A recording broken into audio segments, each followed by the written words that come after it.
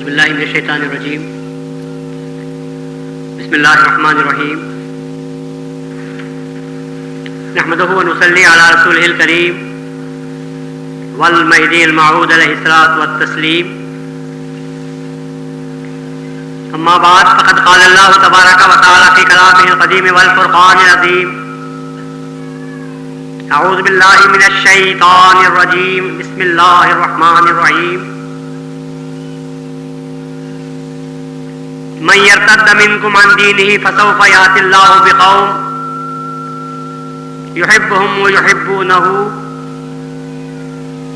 أذلة على المؤمنين أعزة على الكافرين إلى آخره. عمائدین شہر، معزز مہمانان، برادران ملت، عزیز نوجوانوں، محترم خواتین اور پیارے بچوں،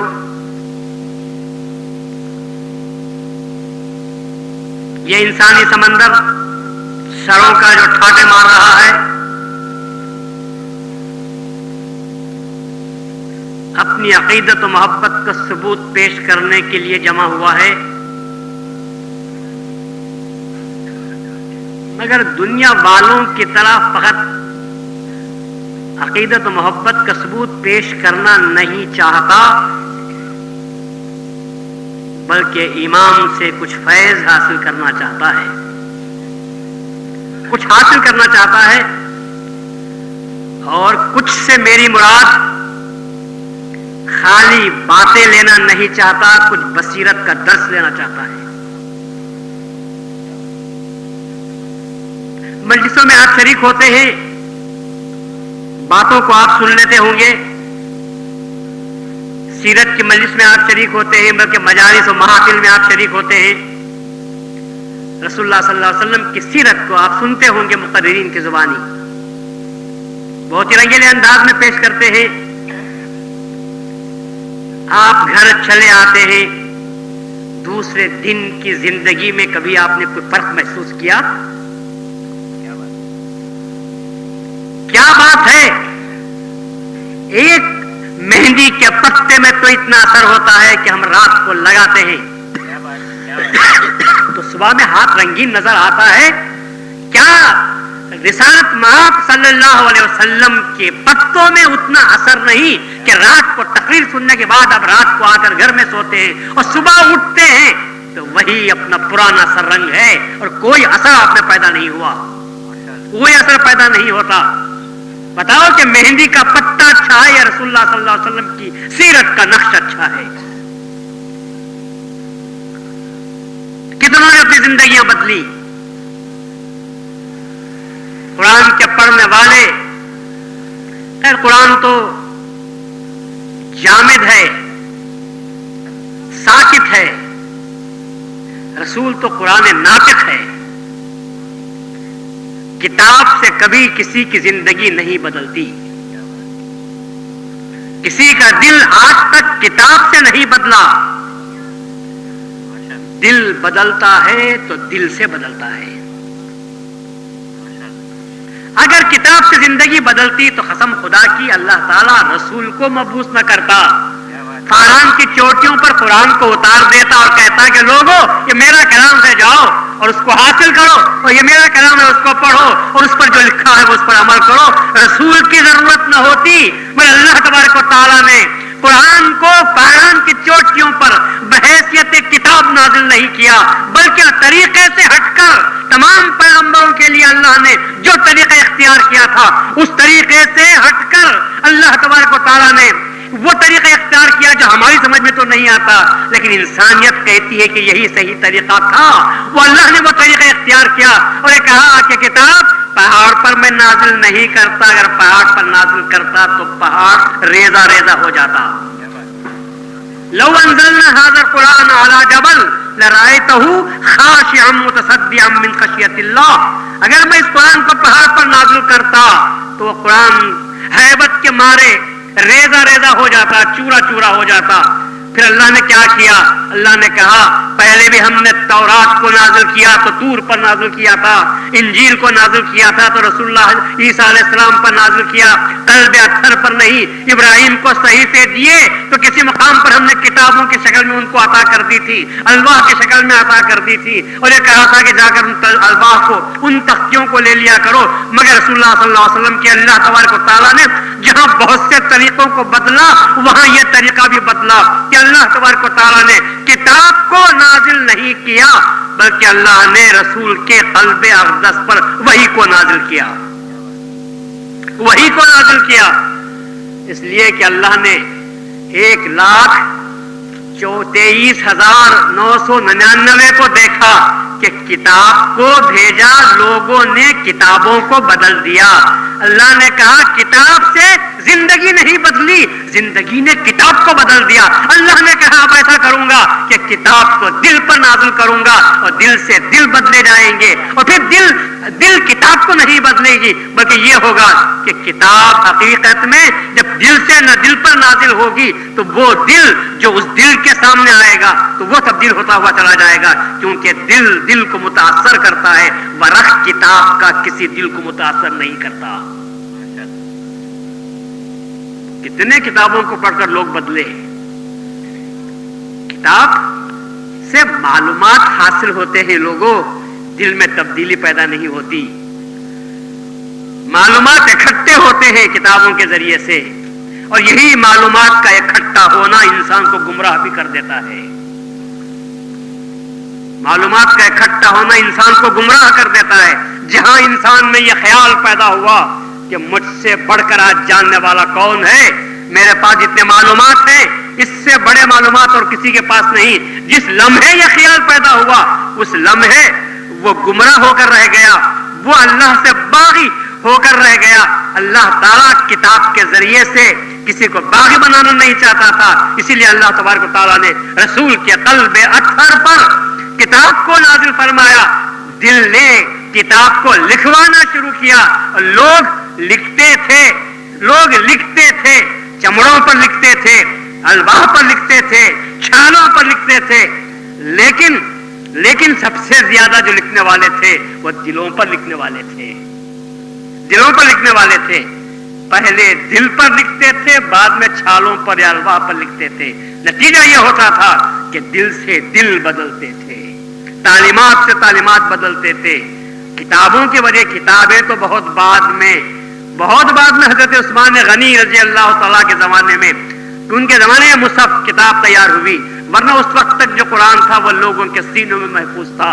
اور جب دل سے بات نکلتی تھی، اور حقیقت یہی ہے دل سے جو بات نکلتی ہے اثر رکھتی ہے، پر نہیں طاقت پرواز مگر رکھتی ہے، تو دل سے دل متاثر ہوتا چلا آ رہا تھا۔ اسی لیے اللہ تعالیٰ نے رسول اللہ صلی اللہ علیہ وسلم کے قلب اطہر پر اپنی مقدس کتاب کو نازل فرمایا۔ کتاب بعد میں مدون ہوئی، دل سے جو نکلا بعد میں کتاب مدون ہوئی۔ پیغمبروں کے پاس مدون شدہ کتاب آتی تھی، یہاں پر کتاب بعد میں مدون ہوئی، پہلے دل کی کتاب تیار ہوئی ہے، پہلے دل کی کتاب تیار ہوئی ہے۔ دل سے دل بدلا کرتا ہے۔ کسی کی زندگی آج تک کتاب سے نہیں بدلی، لیکن دل کی نظر نے زندگی کو تبدیل کر کے رکھ دیا، دل کی نظر میں تبدیل کر کے رکھ دیا۔ اور آپ تو جانتے ہیں کہ عشق و محبت کی ساری داستانیں کتابیں پڑھنے سے نہیں بنتی، ایک دل کی نظر سے بن جاتی ہیں۔ ایک دل کی نظر سے ساری محبت، ساری داستانیں جو تیار ہوتے ہیں عشق و محبت کی، وہ دل کی نظر سے ہوتی ہے۔ اس کے بعد یہ کتابیں بعد میں تیار ہوتی چلی گئیں، لیکن پھر بھی لاکھوں کتابوں نے وہ ترجمانی نہیں کی جو دل نے چاہا۔ دل نے جو چاہا لاکھ کتابیں اس کی ترجمانی نہیں کر سکی، اور اسی لیے جب اللہ کی کتاب نازل ہوئی مفسرین نے ہزاروں اس کی تفسیریں لکھی، لیکن قلب الہی کو تسکین نصیب نہیں ہوئی۔ اس نے کہا میرے دل کی بات کو کسی نے بیان نہیں کیا، مہدی تم جاؤ اور میرے دل کی بات کو بیان کر دو۔ اسی لیے قرآن کے لیے اللہ نے محمد کو چنا، اور بیان کے لیے اللہ نے مہدی کو چن لیا، کیونکہ دوسروں نے قواعد عربیہ کو سامنے رکھ کر تفسیروں کو لکھا، دوسروں نے دوسروں کو دیکھا دیکھی تفسیر لکھی. پہلی تفسیر کس کی ہے؟ تو وہ عبداللہ ابن عباس رضی اللہ تعالیٰ عنہ کی تفسیر ہے. تب اس کو مقدم سمجھنا چاہیے. ان کی جو تفسیر ہے اس سے ہٹ کر نہیں کرنا چاہیے. عبداللہ ابن عباس کی تفسیر آئی، جریر کی تفسیر آئی، طبری کی تفسیر آئی. یہ مختلف تفسیریں آتی گئی اور بعد میں آنے والے مفسروں نے پہلے مفسرین کی رائے کو، ان کی تفسیر کو پہلے جگہ دی اور اسی سے کتابیں ہزاروں لاکھوں کی تعداد میں تفسیریں ہوتی گئیں. اور اللہ تبارک و تعالیٰ دیکھ رہا تھا، رسول اللہ صلی اللہ علیہ وسلم دیکھ رہے تھے کہ بات اللہ کی اور تعبیر بندے کی طرف سے کی جا رہی ہے. تو معلوم یہ ہوا اللہ تبارک و تعالیٰ نے کہا کہ نہیں، کلام بھی میرا تو بیان بھی میرا ہونا چاہیے. غالب کی شرح جو لوگوں نے لکھی اور غالب نے جو خود شرح لکھی، میں آپ کو قسم دے کر فن کا پوچھتا ہوں کہ غالب کی سب سے زیادہ صحیح شرح کون ہو سکتی ہے؟ وہ جو کسی ڈاکٹر نے لکھی یا وہ جو خود غالب نے لکھی؟ کلام مصنف جب خود لکھتا ہے تو وہ بھاری پڑتا ہے. لوگوں کی اٹکل پچو باتیں، لوگوں کی رائے کی باتیں فن کے اعتبار سے الگ صحیح، فن کے اعتبار سے اعلیٰ صحیح، لیکن حقیقت کے اعتبار سے وہ میل نہیں کھاتی. تو اللہ تبارک و تعالیٰ نے کہا لوگوں نے ہزاروں تفسیریں لکھی، لیکن اصل مفسر، اصل مصنف تو میں بیٹھا ہوا ہوں. میری بات کی تعویلات میں قرآن کھو گیا ہے. مہدی اور جاؤ اور تمام تعویلات کے پردوں سے ہٹا کر مراد الہی کو بیان کر دو. آج ہم جس ہستی کا یوم منا رہے ہیں، اس کو مراد اللہ کے نام سے یاد کرتے ہیں. یہ اللہ کی مراد بیان کرنے کے لیے آئے تھے. قرآن کے وہ معانی و مطالب، قرآن کے وہ اسرار و نکات، قرآن کے وہ رموز و معارف جو لوگوں نے بیان اب تک نہیں کیے تھے، وہ مہدی موعود علیہ السلام نے 7 مرتبہ اپنے قرآن کو بیان فرمایا. 7 مرتبہ آپ نے بیان فرمایا. اور خوبی یہ تھی کہ ہر مرتبہ کا بیان قرآن پہلی مرتبہ کے بیان قرآن سے بالکل اچھوتا اور نرالا ہوتا تھا. لوگ دنگ ہو جاتے تھے اور جو ساتھ رہتے تھے وہ اس بات کو محسوس کرتے تھے کہ جس طرح سمندر ساتھ ہے، اسی طرح قرآن بھی ایک سمندر ہے اور اس کو اترانے والا بھی ہم کو 7 سمندروں سے پار کراتا جاتا ہے. پہلے جو سمندر تھا وہ الگ تھا، اب جو سمندر مل رہا ہے یہ الگ ہے، مختلف قسم کے. ارے جب آسمان ساتھ ہے، رسول اللہ کو لے جایا گیا تو پہلے آسمان سے دوسرے آسمان سے 7ویں آسمان تک لے جایا گیا. تو اس طرح سمندر آسمان بھی ساتھ ہے، خلزم بھی ساتھ ہے، اسی طرح بیان بھی ساتھ، اسی طرح چلنے والے بھی جو ساتھ تھے ان کے خیالات بھی الگ الگ ہوتے تھے. ان کے منزلوں کے اعتبار سے ان کو بیان دیا جا رہا تھا اور نتیجہ آخر میں وہ ہو رہا تھا کہ جو مہدی موعود علیہ السلام ایک مرتبہ حضرت بندگی شاہ نظام رضی اللہ تعالیٰ عنہ کو قرآن کا درس دے رہے تھے، قرآن کا درس دے رہے تھے. اچانک ایک فقیر آپ کے آ جاتے ہیں، مجلس سے درس سے امامانہ میں تشریف لانے کی کوشش کرتے ہیں اور قریب تک آ گئے. جب حضرت مہدی موعود علیہ السلام نے اپنی نظر کو تیز اٹھا کر دیکھا تو فوراً وہ ڈر گئے اور پھر اس مقام سے پیچھے ہٹ گئے اور چلے گئے. اس کے بعد میں جب وہ درس کا وقت ختم ہو چکا اور بعد میں آپ ملتے ہیں تو مہدی موعود علیہ السلام نے فرمایا کہ بغیر اجازت کیوں آئے تھے؟ درس کے اندر تم کیسے تشریف لائے حلقہ درس میں؟ کہا میں معافی چاہتا ہوں. حضرت مہدی موعود نے فرمایا اچھا ہوا تو تم واپس ہو گئے، اگر قدم رکھ دیے ہوتے تو جل کر خاکستر ہو جاتے. اس لیے کہ صاحب اپنے بندے کو تعلیم دے رہا تھا، صاحب اپنے بندے کو تعلیم دے رہا تھا. مہدی نظام کو پڑھا نہیں رہا تھا بلکہ اللہ اپنے غلام کو پڑھا رہا تھا. اللہ اپنے غلام کو سبق پڑھا رہا تھا، درمیان میں مہدی کا واسطہ نہیں تھا. اس چھوٹی سی نقل سے آپ کو اندازہ ہوا ہوگا کہ آج ہم جس ہستی کا یوم منا رہے ہیں یہ عام بشر نہیں تھا، یہ عام بشر نہیں تھا، یہ وہ ہستی معظم تھی کہ جب چاہتی کہ اللہ تبارک و تعالیٰ جب چاہتا جلوگر ہونے کے لیے تو لباس مہدی ہی میں آیا تھا، لباس اس کا اختیار کیا تھا، اس کے سوا کچھ نہیں تھا. وہی تعلیم دے رہا تھا، وہی دیکھ رہا تھا، وہی دکھا رہا تھا. جبھی تو مہدی موعود نے فرمایا تھا تصدیق بندہ بینائی خدا، میری تصدیق کرو تو تم کو اللہ کا دیدار نصیب ہو جائے گا. مگر تصدیق کے معنی کیا ہے؟ تصدیق کے معنی وہ نہیں جو ہم آپ کرتے ہیں کہ جس طرح میں نے کہا کہ ہم کئی مرتبہ رسول اللہ صلی اللہ علیہ وسلم کی سیرت کو سنتے ہیں اور ہماری زندگی میں تبدیلی پیدا نہیں ہوتی، اور جس طرح ہم روزانہ عشاء کی نماز کے بعد القرآن والمہدی امامنا آمنا و صدقنا کہتے ہیں، لیکن پھر صبح اٹھنے کے بعد پھر کیوں ہمارے پاس وہ تصدیق کی شکل، تصدیق کے نتیجے میں جو خدا کا دیدار ہونا چاہیے تھا وہ دیدار نصیب کیوں نہیں ہوتا؟ نہ وہاں رسالت کی سیرت نے عمل کیا، نہ یہاں مہدی کی تصدیق نے کچھ اثر ڈالا۔ یہ مت سمجھو کہ رسالت کی سیرت میں کوئی تاثیر نہیں، یہ بھی غلط ہے کہ تصدیق مہدی میں کوئی تاثیر نہیں۔ کرنٹ میں جلانے کا مادہ ہے، کرنٹ میں جلانے کا مادہ ہے، ایک سیکنڈ میں 1,80,000 میل چلی جاتی ہے، اتنی اس کی تیز رفتاری ہے، اور جو اس کے سامنے آتا ہے اس کو جلا کر خاکستر کرتی ہے، نہیں، سب کو نہیں جلاتی۔ وہ بھی اتنی سمجھدار ہے، وہ بھی اتنی سمجھدار ہے کہ اگر اس کے سامنے بلب آتا ہے تو روشن کر دیتی ہے، اگر اس کے سامنے فین آتا ہے تو اس کو ٹھنڈا گھماتی ہے اور ماحول کو ٹھنڈا کر دیتی ہے، اگر اس کو ہیٹر میں لگا دیا جاتا ہے تو سرد ماحول کو گرم کر دیتی ہے، آب و ہوا کو اچھی کر دیتی ہے۔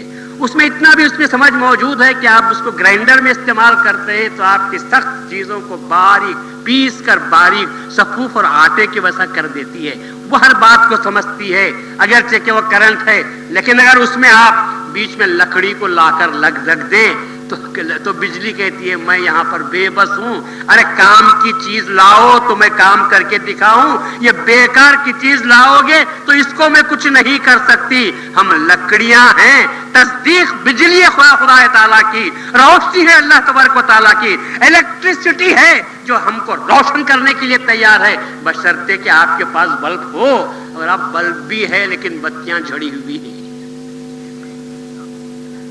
بلب ہیں، بظاہر بلب ہے، ہر چیز موجود ہے، لیکن ہم نے کہا تھا بلب بھی لگایا مگر روشنی نہیں ہوتی، تو کہنے والا کہتی ہے بلب لگایا، کنیکشن برابر ہے، فیوز اپنی جگہ پر ہے، سوئچ آن کیا ہوا ہے، ارے سب صحیح ہے، مگر یہ جو بتی جھڑ گئی ہے تو کہاں سے سلگے گی؟ اسی طرح ایمان کے دل کی بتی جب بجھ گئی ہوگی، جب بتی جھڑ گئی ہوگی تو روشنی کہاں سے پیدا ہو سکتی ہے؟ خرابی روشنی کی نہیں، خرابی دل کی ہوتی ہے۔ اسی طرح سیرت کی مجلسوں کو سننے کے بعد اب واپس چلے آتے ہیں اور صبح اٹھنے کے بعد وہ جو روشنی نہیں ہوتی، خرابی سیرت کی نہیں، خرابی ہمارے اپنے دلوں کی ہوتی ہے۔ تسبیح پڑھنے کے بعد ہم گھروں میں سوتے ہیں، القرآن والمہدی امامنا ہم تو کہتے ہیں، لیکن کیوں زندگیوں میں تبدیلی پیدا نہیں ہوتی؟ کیوں ہم کو خواب نصیب نہیں ہوتا؟ کیوں خواب میں دیدار ہم کو نصیب نہیں ہوتا؟ تو امامنا یہ فرماتے ہیں کہ میری تصدیق برابر بجلی کی طرح کام کرتی ہے۔ کہاں سے؟ ارے میں ہندوستان میں ہوں اور تم یمن کو چلے جاؤ، واسطہ باقی رکھو، قسم خدا کی آنے واحد میں ہندوستان کی بجلی یمن تک کام کرتی ہوگی، لیکن میرے سامنے ہو اور بلب کو اڈاپٹر سے جوڑ دیا بھی گیا ہو لیکن بستیاں جھڑی ہوئی ہوں گی تو پاس رہ کر بھی تم کیا کر لو گے؟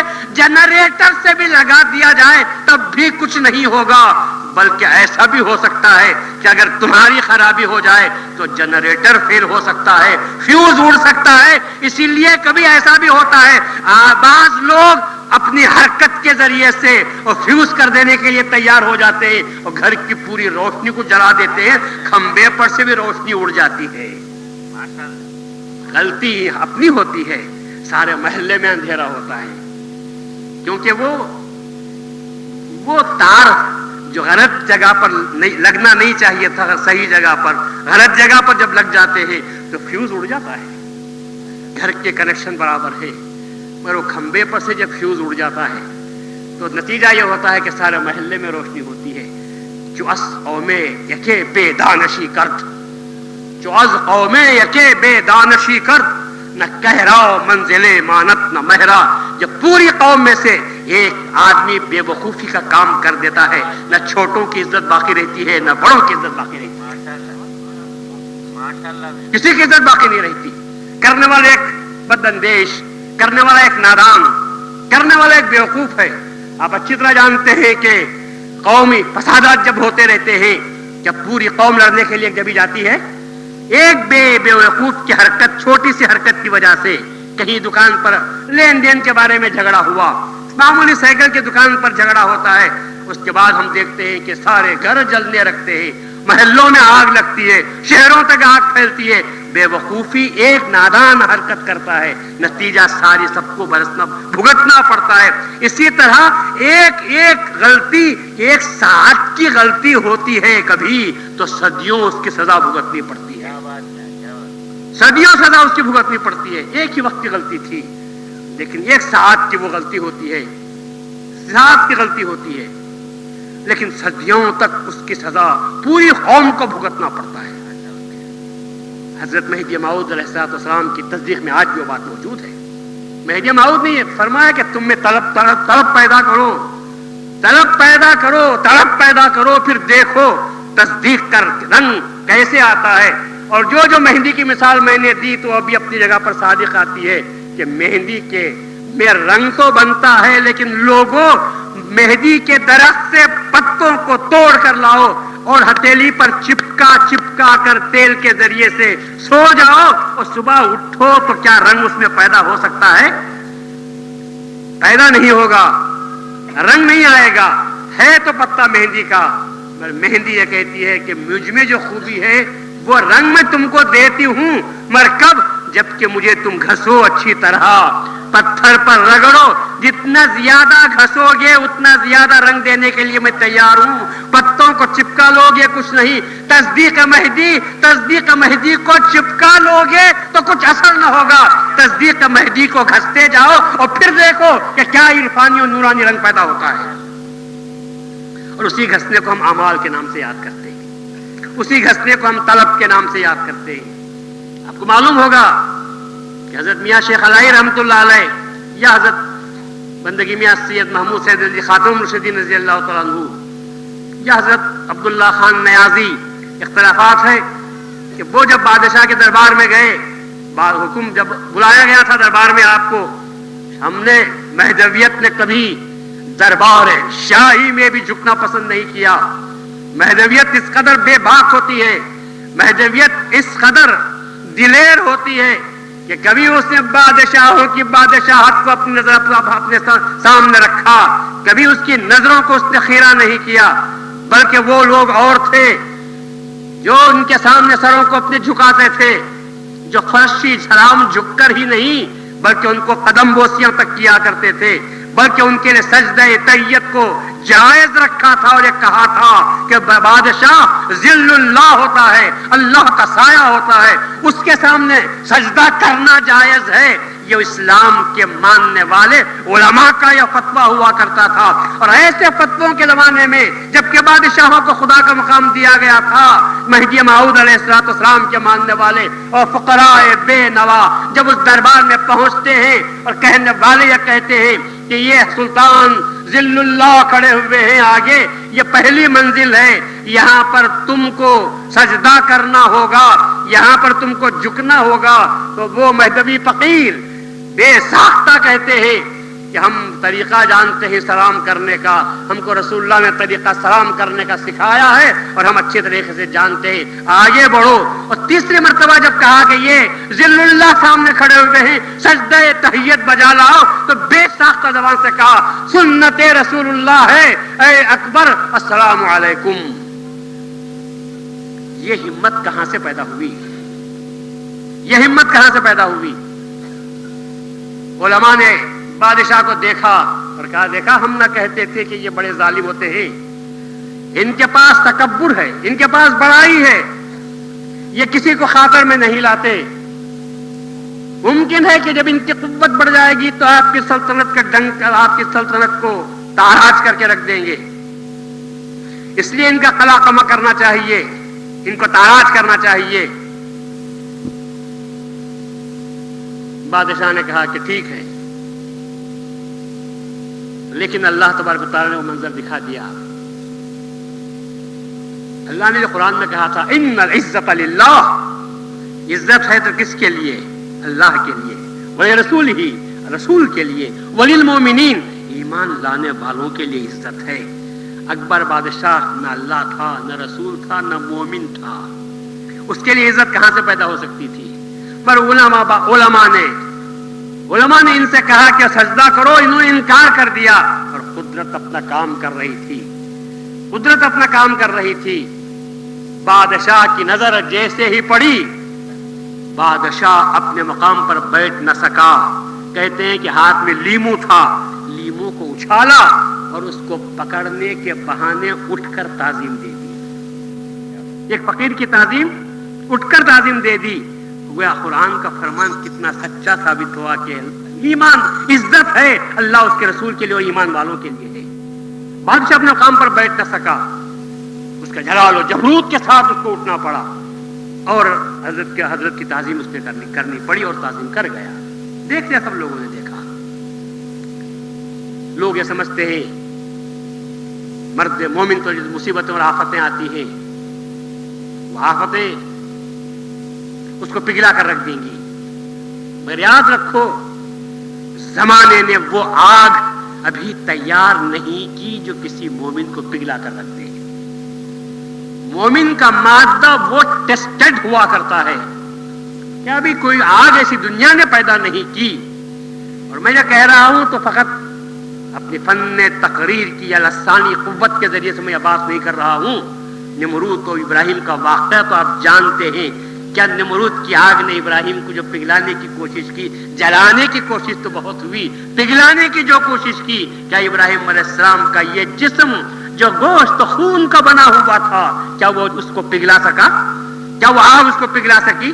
اس لیے میں کہتا ہوں کہ آج تک، ارے یہ تو دنیا کی آگ ہے، میرا اپنا ایمان مہدی کا فرمان ہے کہ مومن کبھی دوزخ میں نہ جائے، نہ جائے، نہ جائے، اور جائے تو کبھی نہ آئے، نہ آئے، نہ آئے، اس لیے کہ نہیں کہ مومن دوزخ اس کو جلا دیتی ہے، اس لیے کہ جانے کے بعد وہ دوزخ ہی نہیں رہتی، وہ دوزخ نہیں رہتی۔ جب مومن اس پہ قدم رکھ دیتا ہے تو آگ پانی پانی ہوتی ہے، اور یہ کہتی ہے کہ عشق کی آگ جو اس میں ہے میں اس کا مقابلہ کر نہیں سکتی۔ آگ ٹھنڈی ہوتی ہے اور عشق کا سامان پھیل جاتا ہے، اور وہ جنت بن جاتی ہے اور گلزار بن جاتی ہے، اس لیے مومن وہاں سے نکلتا نہیں۔ آج ابھی مہدوی کے سامنے، مہدویوں کے لیے ابھی ایسی وہ آگ تیار نہیں ہوئی جو ہم کو پگھلا سکے، ہمارے عقائد میں تبدیلی پیدا کر سکے، ایسے بھی کوئی بات پیدا نہیں ہو سکی ہے۔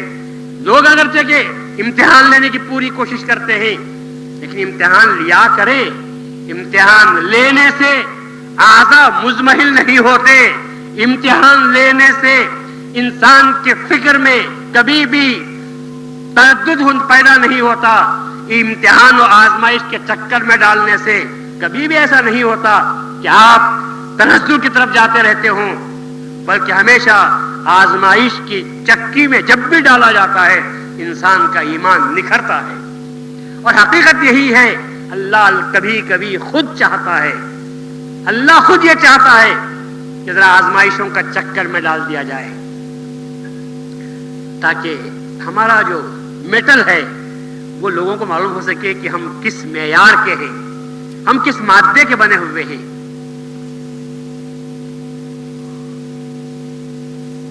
ایک شاعر تو بہت اچھی بات کہتا ہے، اور آج میری تقریر کا عنوان بھی میں نے اسی کو بنایا ہے۔ انسان جب مصیبتوں میں پھنستا ہے،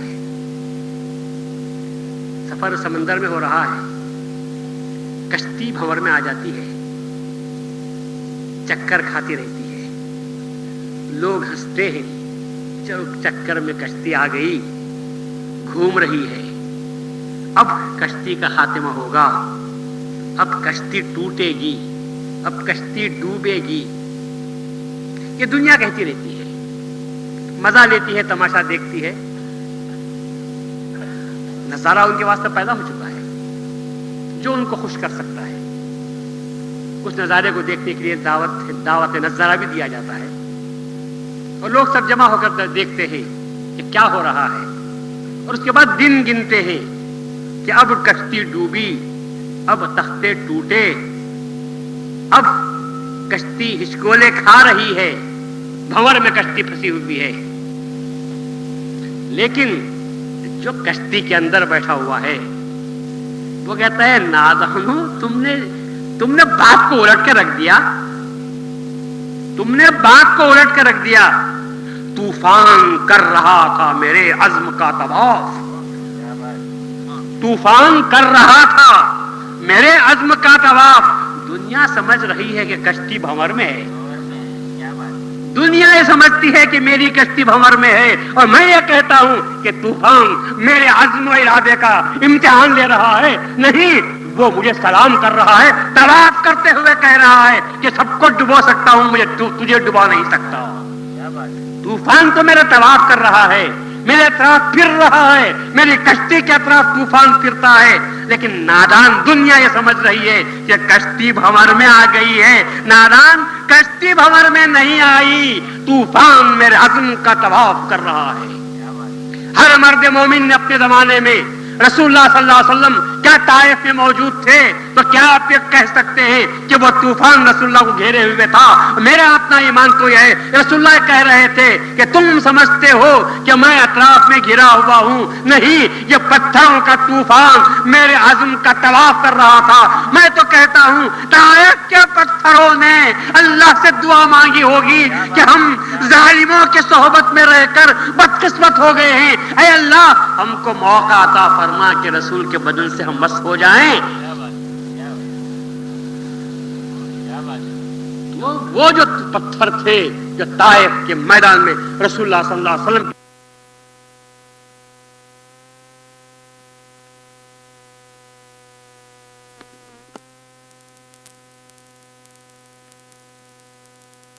وہ جو پتھر تھے جو طائف کے میدان میں رسول اللہ صلی اللہ علیہ وسلم کے جسم اقدس پر پھینکے جا رہے تھے، وہ طواف کر رہے تھے، داغ دے رہے تھے کہ کیا آپ کا عزم سمیم ہے، کیا آپ کا ارادہ ہے، کیا آپ کا بلند عزم ہے کہ ان تمام کے مقابلے میں بھی آپ اپنی جگہ سے ٹلتے ہوئے نظر نہیں آتے.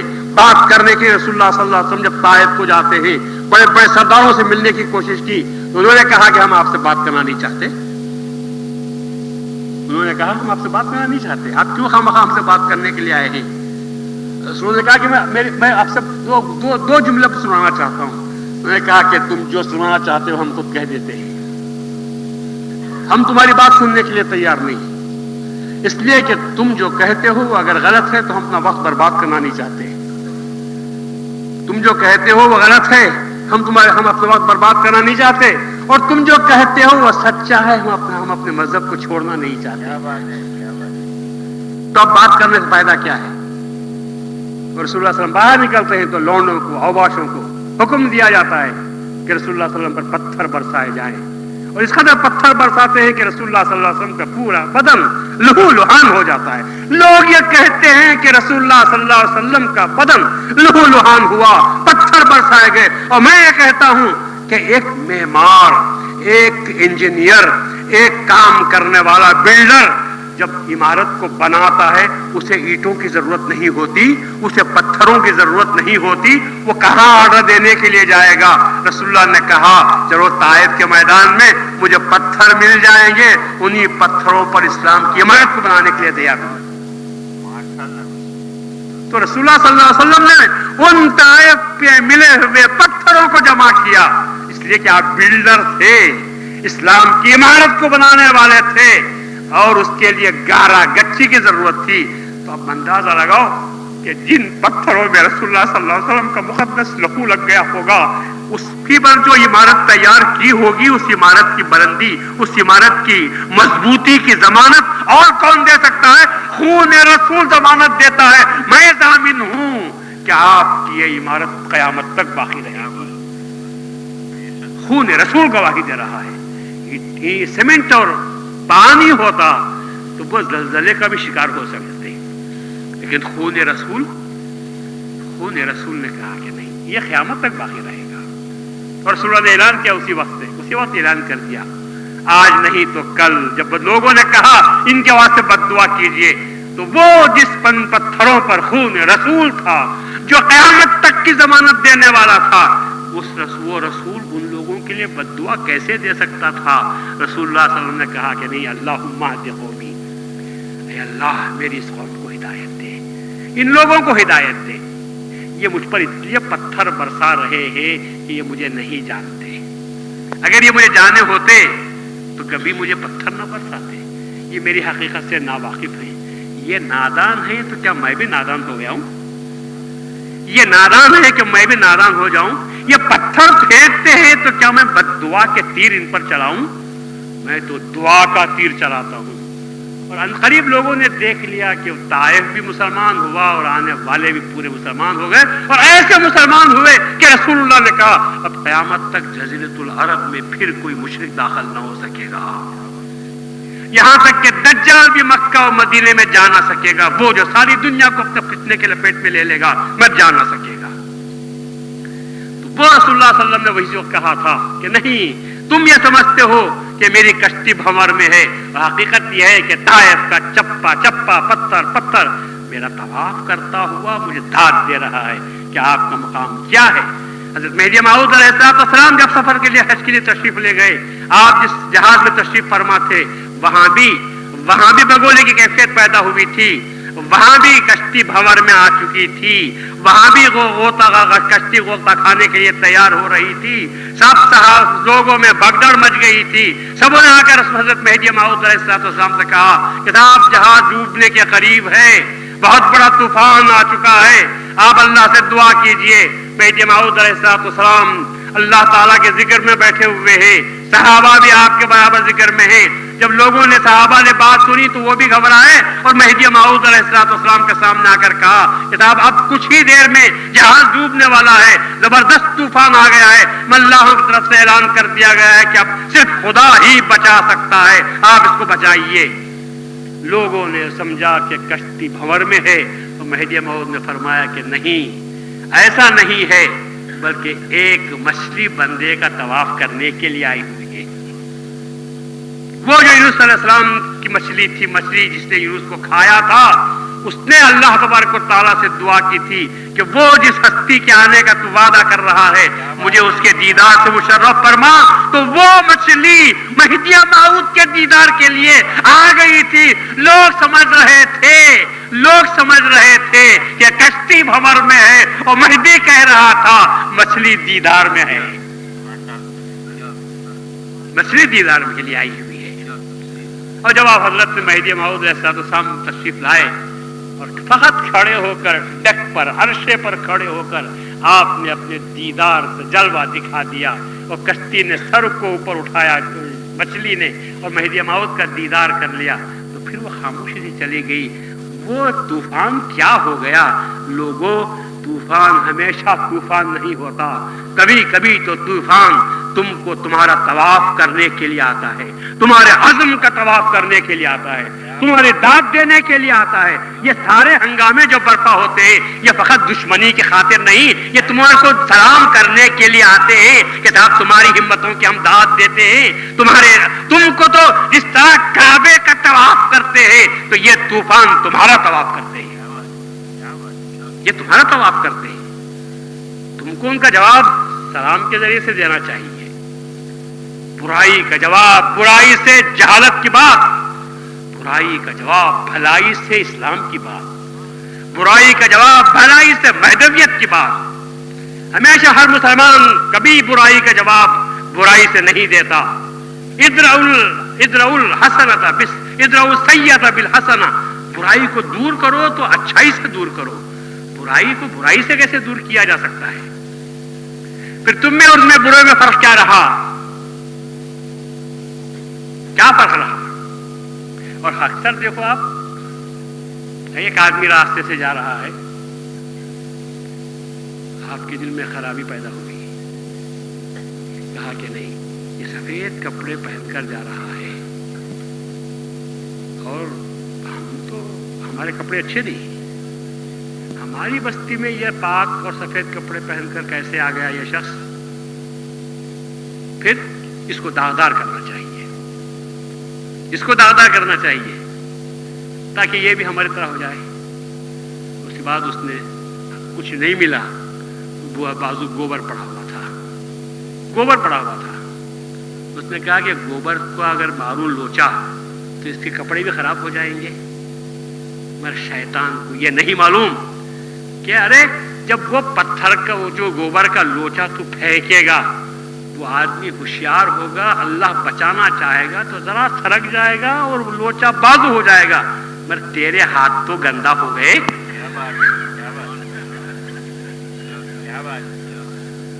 तेरे हाथ तो पहले गंदा हुए, अरे वो गंदा होगा बाद में अगर लोचा लगा तो, मगर पहले तेरे हाथ गंदा हो गए। सब दुनिया ने देख लिया कि तू कहां हाथ डाला हुआ था और तेरे हाथ की बदबू तो सब देख रहे हैं। तो इसीलिए बुराई का जवाब बुराई से इसलिए नहीं देना चाहिए कि कहीं हमारे हाथ ना गंदे हो जाएं। जवाब बराबर हो या ना हो, मगर कम से कम इतना तो होगा कि नशा ना खता हो जाए तो हमारे हाथ तो गंदा हो जाएंगे। इसलिए हमको अपने हाथ गंदा करना नहीं है, न अपने हाथ गंदा कर रहे हैं, न अपनी जबान को गंदा करना है, बल्कि बुराई का जवाब भलाई के जरिए से देना है, गाली का जवाब दुआ के जरिए से देना है।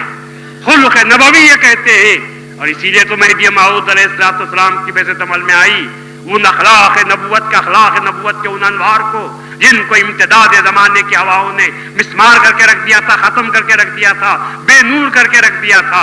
फिर से मेहदी मऊद अलैहिस्सलाम ने अपनी फूंकों के जरिए से उस नक्श कदम को जो जिला बख्शी, जिस पर रसूलुल्लाह सल्लल्लाहु अलैहि वसल्लम जहां चले थे मामूली बात नहीं थी। किधर 847 साल का जमाना जहां में रसूलुल्लाह सल्लल्लाहु अलैहि वसल्लम चले थे, क्या 847 साल के बाद भी रसूल के नक्श कदम बाकी रह सकते थे? और कितने मुहद्दिसीन पैदा हुए, कितने मुअर्रिखीन पैदा हुए, कितने लोगों ने काम किया था, और जिसकी वजह से मुहद्दिसीन की वजह से, मुफस्सिरीन की वजह से, मुतकल्लिमीन की वजह से, मुतसव्विफीन की वजह से बातों को किस कदर खल्क मल्क करके रख दिया गया था। ऐसे में वो नक्शे कदम को उठाकर रखना, उसे जिला बख्शना, उसमें तमीज पैदा करना, उसको दुनिया के सामने पेश करना, ये काम कुछ आसान काम नहीं था। अल्लाह तबारक व तआला ने रसूलुल्लाह के नक्शे कदम को जिंदा करने के लिए हजरत मेहदी मऊद अलैहिस्सलाम को भेजा। मेहदी मऊद ने फरमाया, इतने लोग चले हैं इस पर से कि नक्शे कदम को पहचानना दुश्वार हो गया है, तो क्या करना चाहिए? रसूल अल्लाह तबारक व तआला ने कहा, मैंने तुझको आम बशर बनाकर नहीं भेजा, तेरा मिजाज खलीफतुल्लाही मिजाज है। रसूलुल्लाह का मिजाज खलीफतुल्लाही था, तेरा मिजाज खलीफतुल्लाही है, और तू आम बशर की बात को और खलीफतुल्लाह की बात को तू समझ सकता है। हजरत मेहदी मऊद अलैहिस्सलाम ने रसूलुल्लाह सल्लल्लाहु अलैहि वसल्लम के नक्श कदम को अलग से चुन लिया, क्योंकि मिजाज वही था, खलीफतुल्लाही मिजाज था। आपने उसको चुन लिया, और आम जो शाहराह पर लोग चलने वाले थे, आपने उस शाहराह पर चलने से इनकार कर दिया और कहा कि मैं इस शाहराह पर चलने के लिए तैयार नहीं, बल्कि वो मेरा जो मिजाज है वो खलीफतुल्लाही मिजाज है। तो रसूलुल्लाह सल्लल्लाहु अलैहि वसल्लम के जो नक्श कदम थे उसी पर से आप चलते गए, मगर रहबरी करने वाली जात अल्लाह तबारक व तआला की थी। नबूवत लोग ये कहते हैं कि साहब मेहदी और रसूलुल्लाह सल्लल्लाहु अलैहि वसल्लम ये मर्तबे में कैसे हो सकता है? एक तो नबी का मकाम है, खातमुन नबीन का मकाम है, और एक विलायत का मकाम है। ये मकामात में तताबुह कैसे पैदा हो सकता है? हमें कहते हैं साहब तुम बात को समझे ही नहीं। नबूवत किसका नाम है? विलायत किस चीज का नाम है?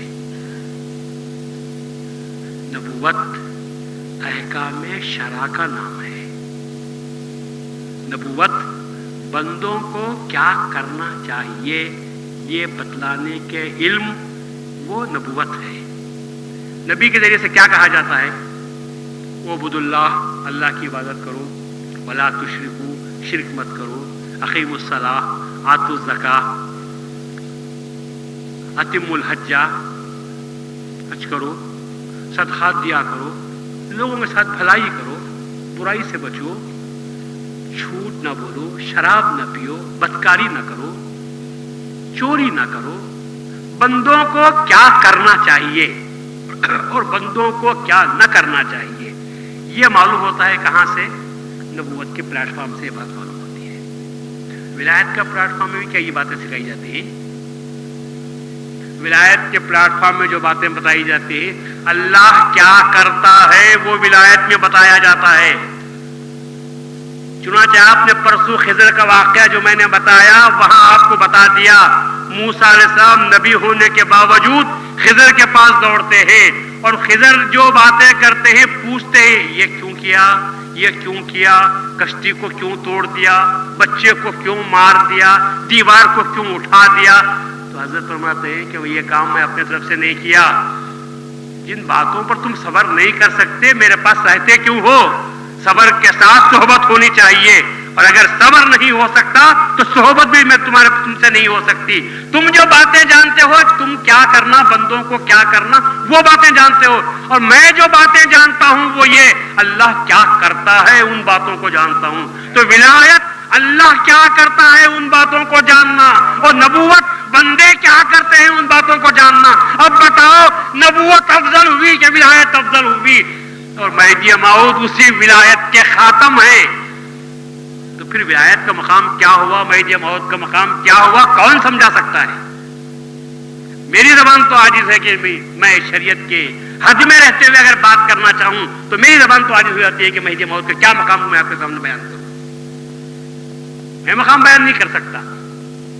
ہاں ایک ہندو نے مقام بیان کیا ہے، مہدی کے موعود کا مقام بیان کیا ہے، تو مسلمان تو نہیں کر سکتا تھا۔ جیسلمیر میں جب ایک بیل بیمار ہو گیا، مرنے کے قریب ہو گیا، صحابہ نے مہدی موعود کی خدمت میں آ کر کہا کہ صاحب ایک بیل مرنے کے قریب ہے۔ آپ نے فرمایا فوراً اس کو ذبح کرو، مردار کرنا جائز نہیں ہے، ذبح کرو اس کو کھا جائے گی۔ لوگوں نے کہا کہ اس کو مارا نہیں جا سکتا، جیسلمیر میں جو راجا ہے وہ اتنا سخت ہے کہ کسی کو گائے کو بیل کو یہاں پر ذبح نہیں کیا جا سکتا۔ حضرت نے فرمایا کہ مردار بنانے سے تو بہتر یہ ہے کہ اسے حلال کر دو۔ لوگوں نے حکم کی تعمیل میں فوراً اترے اور اس کو ذبح کر دیا۔ شدہ بات راجا کے پاس پہنچتی ہے، غصے میں بھرا ہوا لشکر کو لے کر آتا ہے کہ کون قوم ہے کہ ہماری مملکت میں، ہماری ریاست میں ہمارے احکام کو توڑنے والی ہے اور ہمارے گائے کو، ہمارے بیل کو مارنے والی ہے؟ کیا ان لوگوں کو ہمارے احکام نہیں پہنچے تھے؟ تو کہا آپ سنا تو دیا تھا، ان کو خبر بھی تھی ان باتوں کی، آپس میں کچھ بحث تکرار بھی ہوئی، پھر بھی اس کو کاٹا گیا ہے، ان کے امیر یا سالار کے کہنے پر کاٹا گیا ہے۔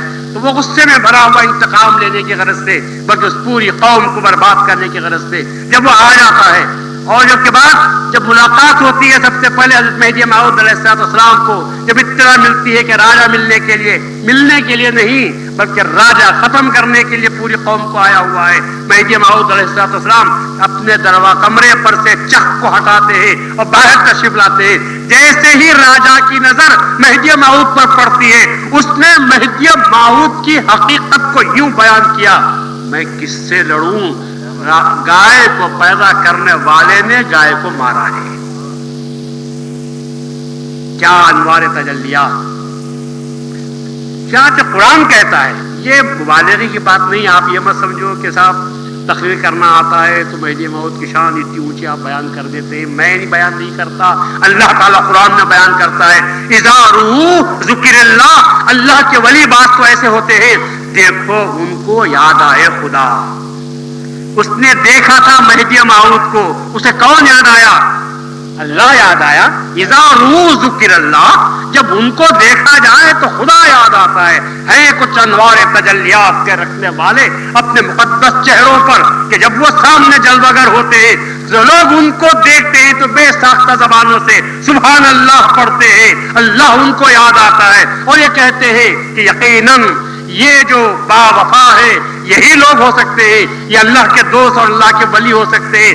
ان کے چہروں کی جو تابانی ہے وہ یقیناً اپنی جگہ پر ہے۔ چنانچہ ابوالکلام آزاد کے دادا کا قصہ جو بیان کرتے ہیں وہ یہ کہتے ہیں کہ انہوں نے مجھ سے ہم سے یہ بیان کیا تھا کہ ان کے تابعین کے دور میں جن مہدویوں کو دیکھا تو چہروں کو دیکھنے کے بعد وہ یہ کہتے تھے کہ ان لوگوں کے طور طریق عجیب عاشقانہ اور والہانہ تھے اور ایسے تھے کہ ان کے چہروں سے صحابہ رسالت مآب صلی اللہ علیہ وسلم کے ایمانی خصوصیات جلوگر ہوا کرتے تھے، تو وہ چہروں پر سے صحابہ کے جلوہ، صحابہ کے انوار کا چھلک جانا یہ کوئی معمولی بات نہیں تھی۔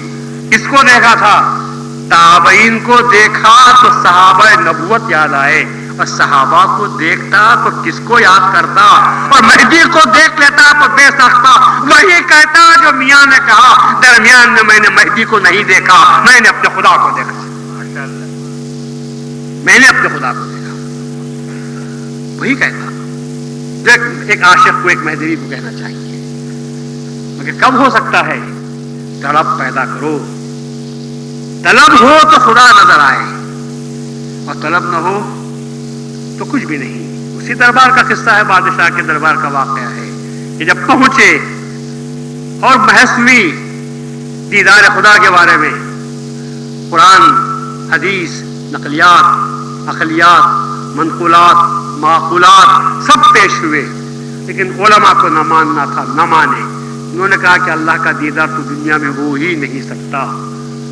تو حضرت نے فرمایا کہ آج رات ایک دعوت کا انتظام ہو، تمام علماء کو روک لیا جائے، مرغن غذائیں دی جائیں جس میں تیل اور گھی کا استعمال زیادہ ہو، اور دعوت خوب کھلائی جائے۔ شاہی دسترخوان پر تمام علماء کو دعوت دی جاتی ہے۔ یہ علماء تو دستر کے بلاوڑی ہوتے تھے۔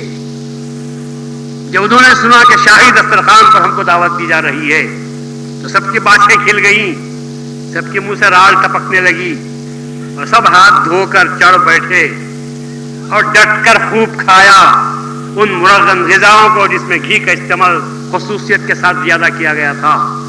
اور اس کے بعد حضرت نے فرما دیا کہ ایسا کرنا چاہیے کہ کھانا تو خوب کھلاؤ، لیکن پانی پر پابندی عائد کر دی جائے، کسی کو پانی کا خطرہ نہ ملے۔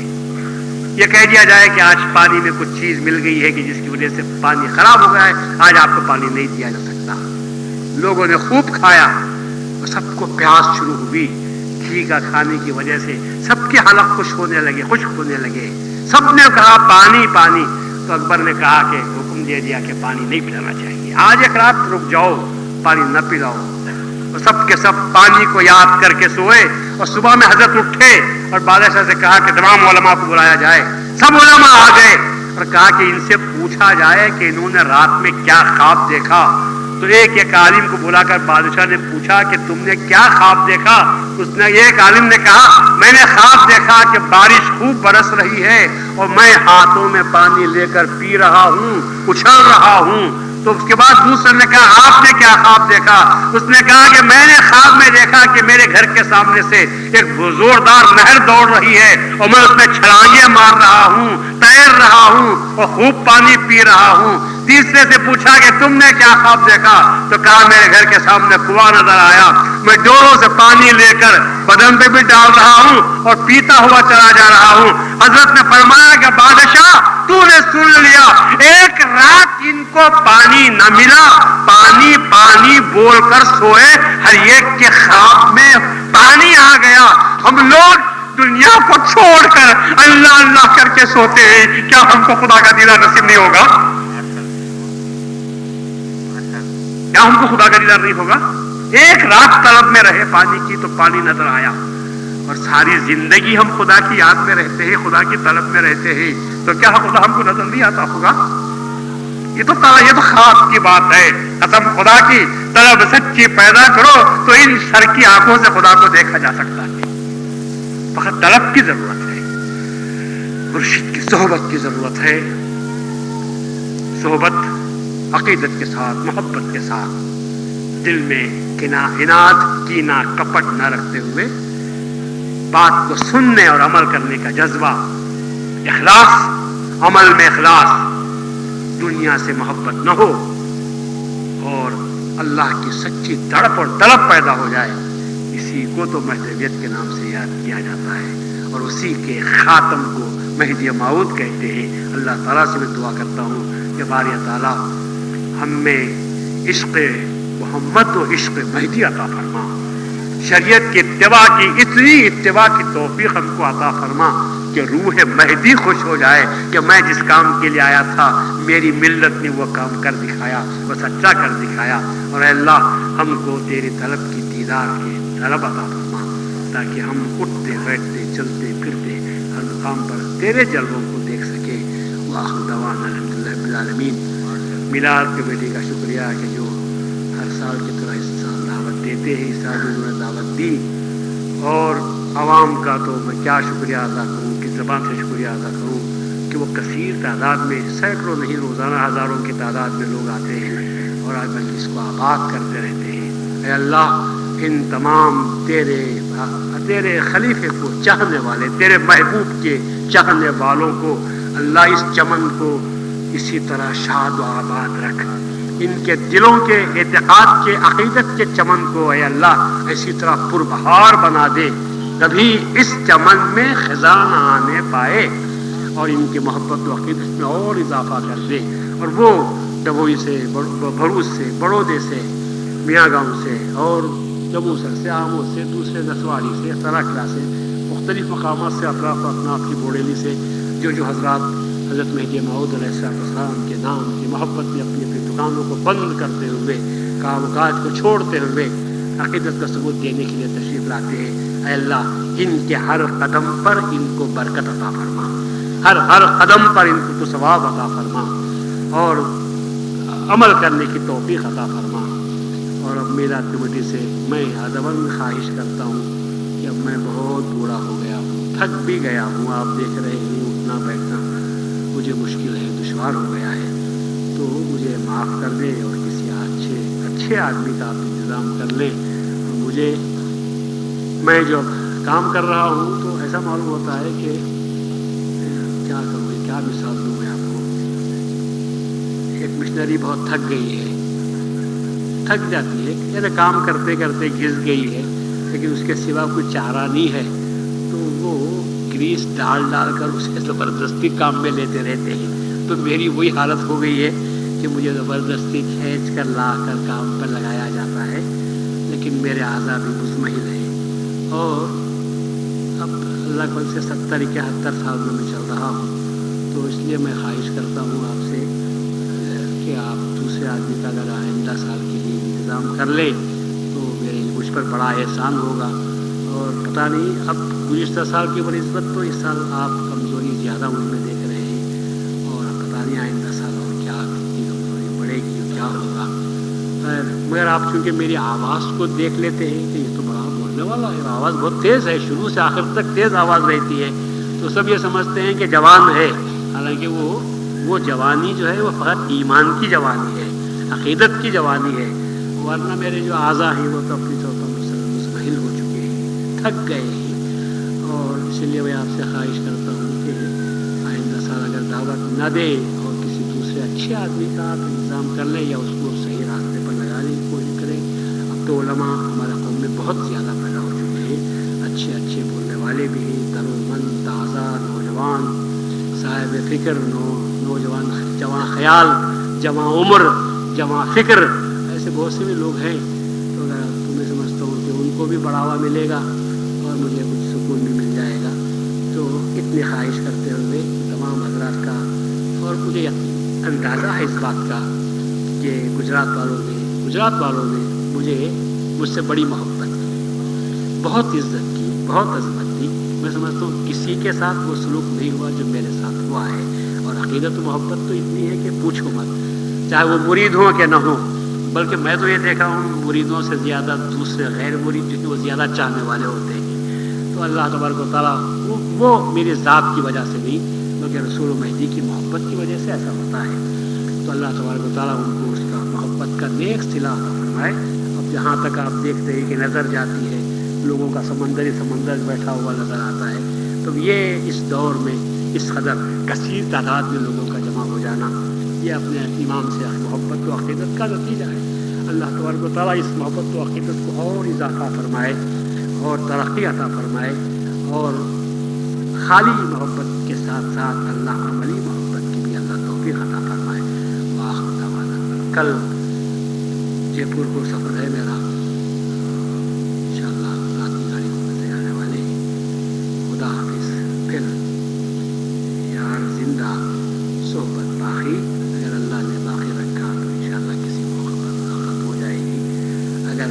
مل جائے تو سلام کر لینا، نہ ملے تو دعائے مغفرت